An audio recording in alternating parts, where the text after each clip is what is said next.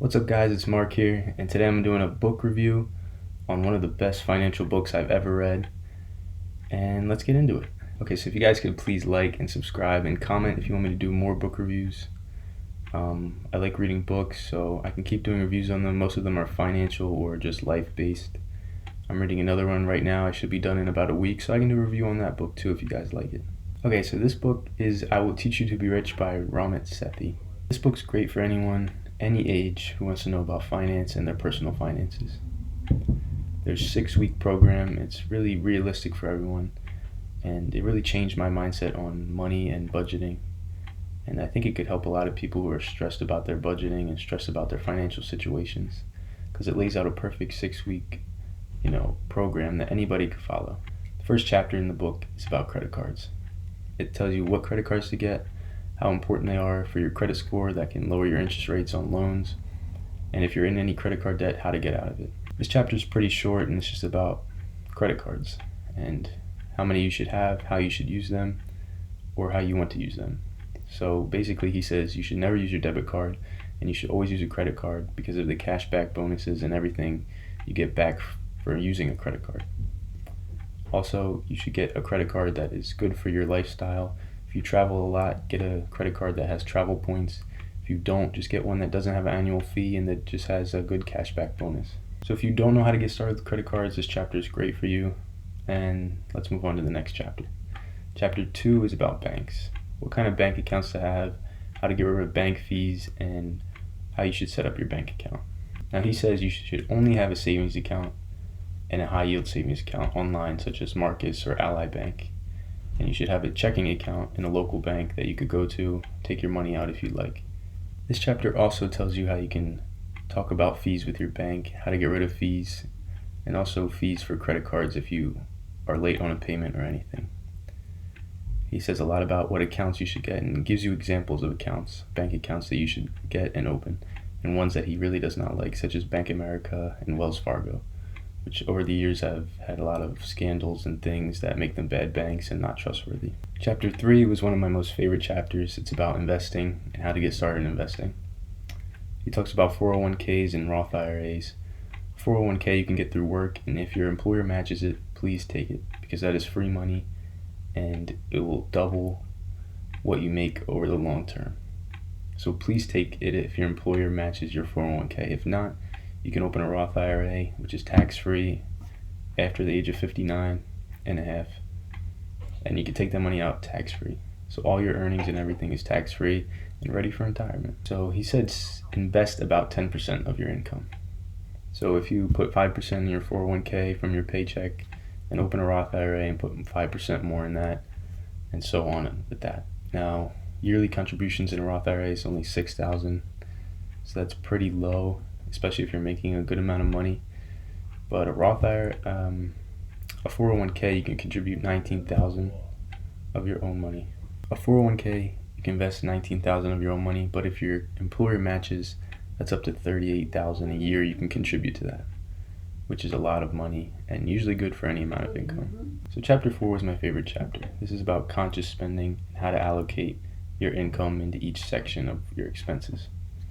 So he says 50 to 60% in your fixed expenses. So this is rent, mortgage, car insurance, things that happen every month, every year that you can, set money aside for. The more expensive things too, because it's 50 to 60% of your income.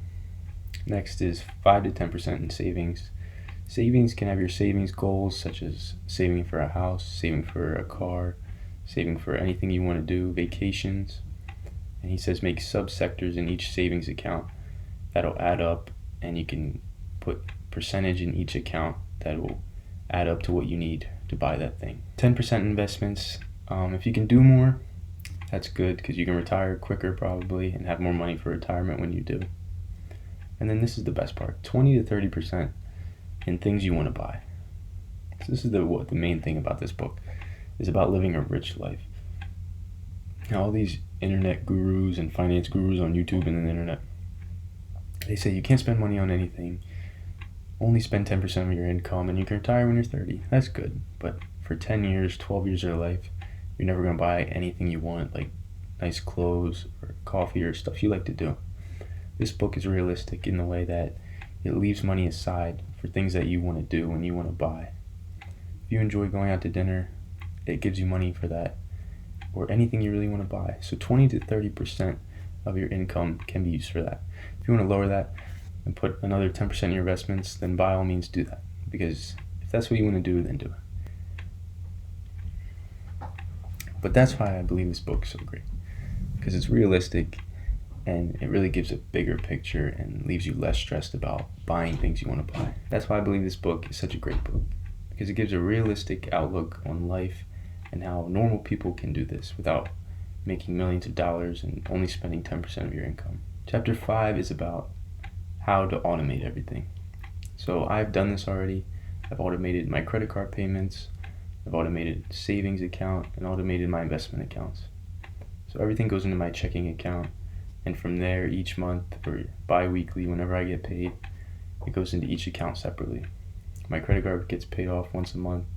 My savings and investments get paid into twice a month. And it makes everything a lot easier for normal people that don't want to spend a bunch of time, doing these things every week or every time you get paid. Now, I'm in finance and I like finance, so I'm more into the investing part. So I'm going to buy individual stocks and do a little bit more. And chapter 7 actually gets really into investing, what type of investments you should have that works for you. The type of investments that work for you, basically, if you don't want to do anything, you buy a mutual fund or a time fund that changes as you get older, but they do it for you.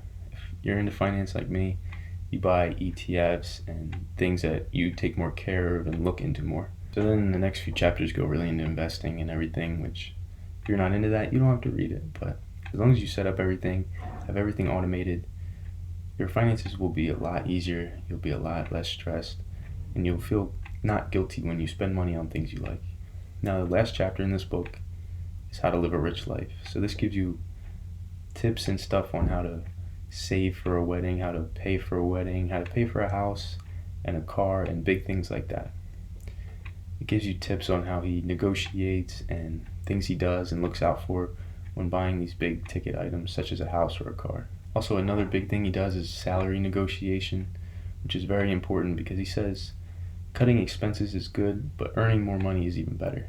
So if you can negotiate when getting a new job or even at your own job right now, get more money, he teaches you how to do that and what to say when you're going to talk to your boss or talk to the interviewer or HR person at the new job. So I'd give this book a 10 out of 10. Some parts didn't pertain to me, but just reading it gave me information I already knew or that could help somebody else. So I really think this book was one of the best financial books I've ever read. Really changed my outlook on money and budgeting. And I think everyone should read this book because it gives a basic financial background to everyone about their personal finances and how they can control it and where to put each money. If you don't know what to do, even if you do know what to do, it really helps a lot. So if you guys like this video, thank you. Subscribe. I'll try to make another book review on the book I'm reading now. So thanks. Leave a like. I'll see you in the next video.